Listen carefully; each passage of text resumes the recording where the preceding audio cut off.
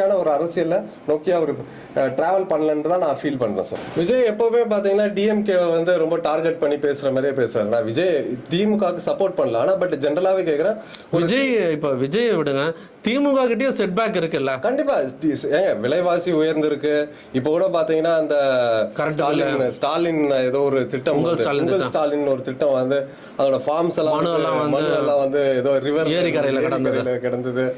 இதெல்லாம் உண்மையிலேயே கண்டிக்கப்பட வேண்டிய விஷயம், நடவடிக்கை எடுக்கப்பட வேண்டிய விஷயம். ஏன்னா அண்ணாமலை கிட்ட ஒரு தடவை கொடுத்து அந்த ஃபார்ம் கீழே விழுந்துருச்சுன்னு சொன்னது அவ்வளவு பூதாகரமா ஆக்கும்போது திமுக சிஎம் கிட்ட கொடுத்த மனுக்கள் வந்து தண்ணியில போட்டதுன்றது அவ்வளவு ஈஸியான விஷயம். அந்த அதிகாரிகள் மீது கண்டிப்பா நடவடிக்கை எடுக்கணும்.